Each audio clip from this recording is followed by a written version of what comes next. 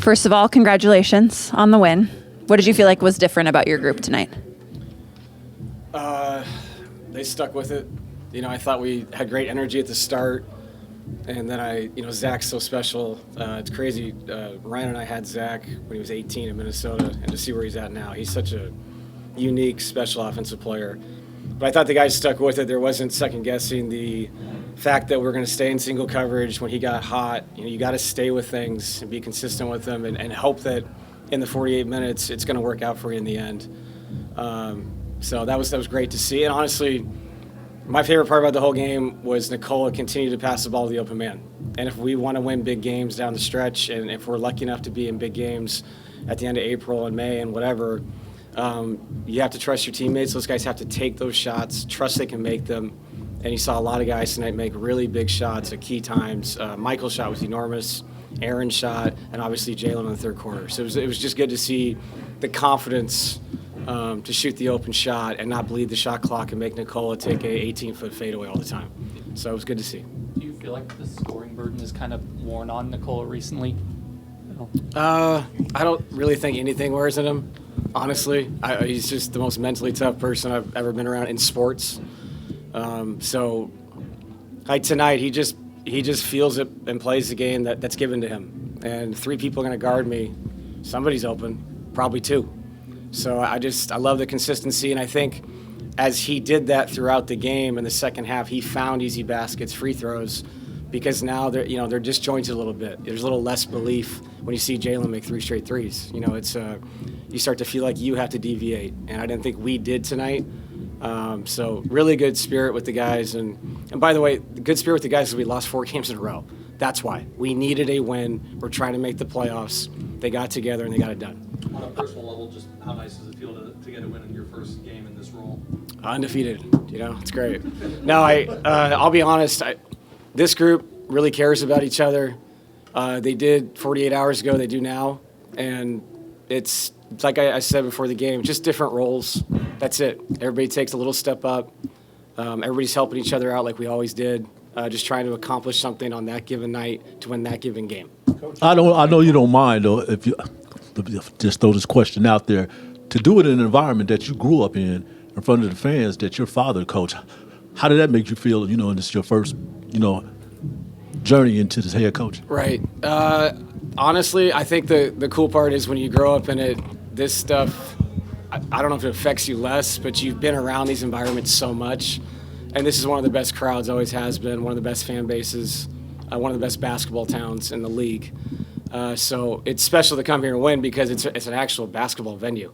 It's not people buying tickets just to check something out in town. These people care about that team.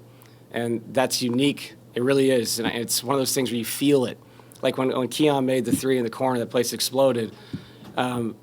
I didn't like that he made it, but that's a cool feeling. I like being in that environment, And this place, if you want to find that environment, it's in Sacramento.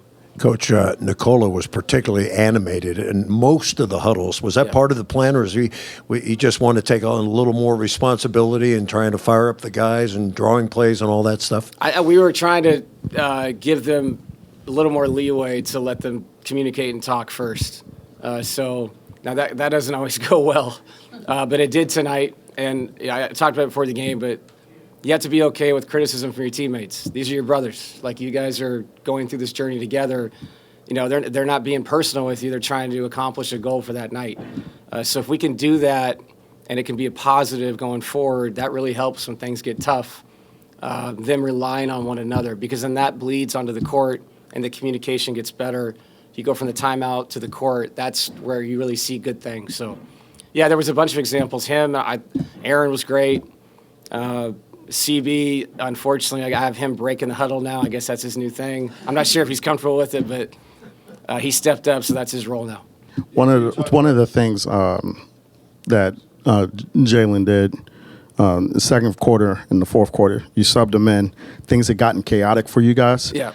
And you guys got 3 good possessions in a row each time you subbed him in that second and fourth quarter. How important were those possessions, and what did you see out of those possessions? Steadiness.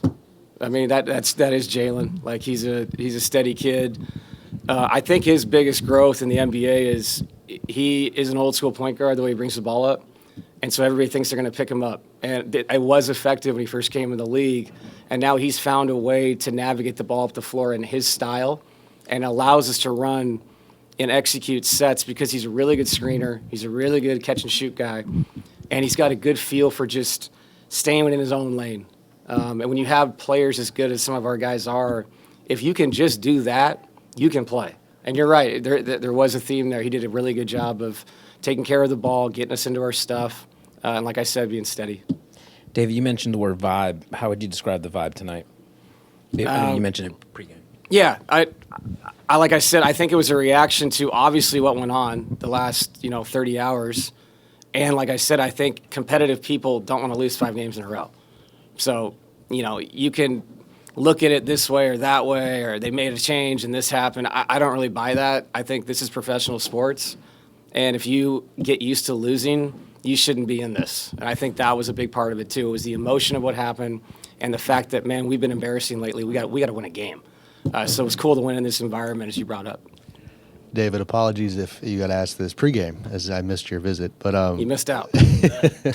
I wonder, once the organization made those tough decisions, but once kind of the spotlight internally came to you, just how did you handle your voice with the team, and what was the approach in terms of getting this ball rolling and the impact you want to have? Yeah, I sound crazy, but I've been talking to the team for 8 years, and so I didn't feel like there was a big difference. I mean, I'm doing pre-games, I'm doing walkthroughs, I'm doing film sessions, all of them on one side of the ball. And so they've heard my voice forever, especially Nikola, Jamal, Michael. So to me, it was different responsibilities and delegation and in-game, but behind closed doors, I didn't really feel any difference. Outside of the stress of what had gone on, I don't think they heard me any different than they've heard me before. And so it felt pretty natural in that sense to step into it. This was completely different, obviously, running through the game and the delegation of what we're doing and all that. But, yeah, it felt pretty comfortable. What was the celebration like in the locker room after the win? Did the team have a special water shower for you when you walked in or anything? No, they'd done that to me before in the past. I'm glad they didn't because I really mean this. We got 2 games left.